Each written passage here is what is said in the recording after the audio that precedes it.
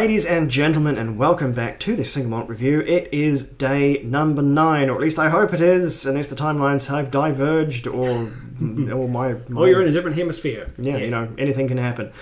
Possibly my professional production has just diverged from the professional into garbage, as it is wont to do. Anyway, hoping for the best. It's December the 9th, and this is dram number 9, and Dave's about to fish it out. Let's go. Oh, where even are we this time? On his side of the... Oh no, that's actually on my side, but never mind, Dave's going to do it anyway.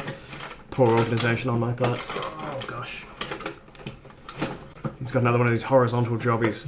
There we go. Much harder to get. Destroy the calendar. There we go. Well, that's holding up quite well. We've certainly had calendars that were looking far more haggard as we approach day 10, all those early days yet. So, Dave's going to pull this one up. The wax seal is broached. What are we looking like? Oh, wow. Ooh. We're going in dark. This one has got a lovely pallor to it, doesn't it? I'm going to give you a little smidge of top up there. I think you gave me the lion's share on that one. They have the tankard of obfuscation. Here it comes. To duly conceal the goods. So we have no idea what we are sampling. Okay. I'll take off the sender hat because it is summer here in New Zealand and my head is warm. For sure. I think I know what we're sampling. Not Scotch whiskey. Oh, that's what I think we're sampling. There is some rich rye or bourbon character. I'm not going to pick one or the other because, after all, we got properly thwarted by the few bourbon we tried a few days ago. Burnt pretty hard by the few. So yeah, we'll go in with an open mind, a wealth of caution, which I am struggling to do on this sometimes. I get an idea in my head, then I cling to it, and I look for things to support it. Bad way to go. Whiskey bias. My goodness. My that's goodness. Lovely, though. Nose on that, pretty good. I am leaning toward rye this time, but then I did that before and I was wrong, so we'll see. Palate on this.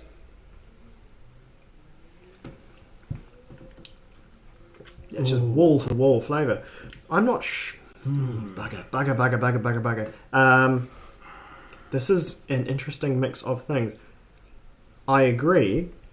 There's a lot of rye character here, but it's in an odd cask. This is not American oak. This is. Okay. I'm fairly sure this is European oak of some description, sherry wood, I think, but with an odd grain. Finished or sherry matured rye whiskey. Could happen, yeah. I'm not going to completely commit to rye because that's gotten me before and it'll get me again. But I really don't think it's mulled, and I really don't think it's straight American oak. I think there's exactly one single corn in the world, and we've already reviewed corn and rye, perhaps. So, bourbon-esque. Yes. It could even be a bourbon from an unusual corner of the US. It's so hard to say. This is very, very esque. It's also pretty strong. I will put this at 46 plus. I think this has got quite a good hit on it. I'm going to give it a bit of water. Yeah. I got to say, folks, I'm not too confident going into this one. Yeah, this could be anything from anywhere. It contains rye, I'll say that much. Yeah. Whereas last one was like, right, we're in Isla. Right, we are by default malt whiskey. Let's go. This is, oh boy, where in the world is, Carmen Dram Diego. This is going to be a problem, ladies and gents. This is going to be a big problem. Damn. Okay, I'm getting a feeling this is an older whiskey, maybe 10 years or so. I don't think so. Okay. I don't think so. If there was a number next to this whiskey, I think I'd be quite surprised. I think this is more in the North American vogue of, not an age statement. Would be my pick. But yeah, definitely, not a. There may be barley in here, but it's not in no way exclusive. Yeah, I'm still leaning either the rye heavy bourbon or straight rye direction. I think rye heavy bourbon is safer. Gotcha. Not just because we got burned so bad on the few, but rye dominant.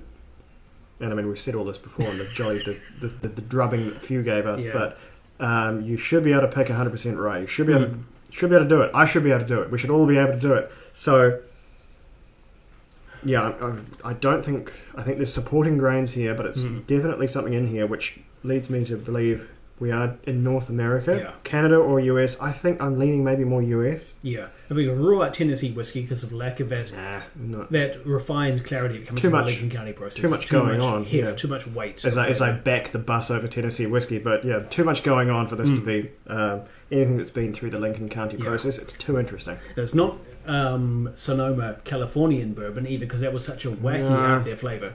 This is much more, I guess, heartland and more conventional. I don't know about Heartland, but I do think it's towards bourbon country proper. Yeah, there's something about this, and I'm leaving myself in a bolt hole here. There's something about this which makes me think it is not conventional bourbon all the way, but it's certainly possibly even a Canadian whiskey in the bourbon. It's closer to it, than not. So I think my picks for this would be it's a mixed grain whiskey, so corn, rye, that sort of thing. Yeah. I think it's from North America. I'm not 100% sure it's all the way from Kentucky, bourbon-ass bourbon, as you'd say, but I do think it doesn't strike me as Canadian. But I'm getting pretty far outside of my realm of expertise. There are so many smaller or independent distillers we just don't know from that region too. And there's no way I could hazard a distillery. Just no way on earth. So, how does that sound? How do we stand on that one? Yeah. So North American continent, a whiskey that contains rye and quite likely something else. That's leaving the field very wide, very open. We'll say it's a bourbon mash, rye whiskey. That's rye whiskey. Kind of mash. When you're dealing with bourbon mash, then I think that's as specific as we need to get for the point. I'm going to guess. Okay, not Tennessee whiskey. Possibly not Kentucky straight bourbon, unless it is, and I'm simply wrong. Well, we don't need to get that specific for the point. We can still steal one from the box there, but I think that's as far as we can go. Like I say, this was going to be a hard one, regardless. Yeah. So let's see what we got. Oh boy! That was close. That nearly fell straight out. And what we got? It's Daddy Rack. Oh no, Dave! Oh no, what has happened? We're technically correct. The best kind of correct, but also the worst kind of correct. Tennessee straight whiskey. Actually no. I'll give us an out here. We might be able to do some research here. Just because it's from Tennessee doesn't mean it's been through the Lincoln County process. It probably has, or you wouldn't call it Tennessee whiskey. Yeah. But yeah, small batch Tennessee straight whiskey. So our mash is correct. Our region is correct. Our pick of what it was a bit embarrassing, but I think we can let ourselves go on a technicality there because we never actually specified that it was from Tennessee or otherwise. We just said North America. So we'll do a very, very quick look up here.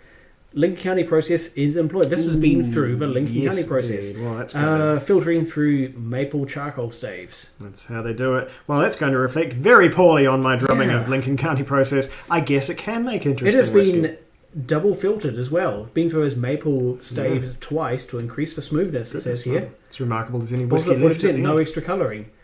Well, okay. Wrong once again. I've ruled out Tennessee whiskey based on the amount of flavour and character. I thought it was rye heavy. It is, in fact, very light on rye. We both did.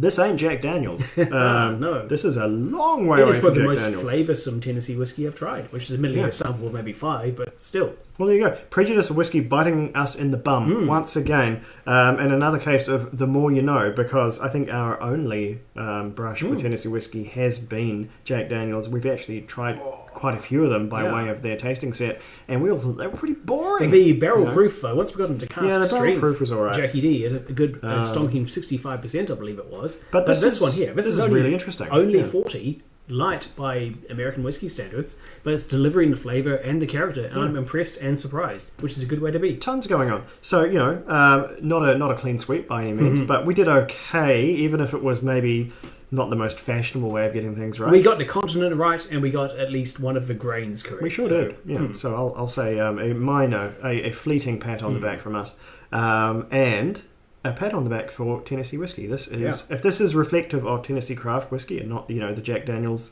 ocean. They're up to some really, really good stuff there. So very, very pleased to see. Anyway, onwards and upwards, Slandra. We will see you tomorrow.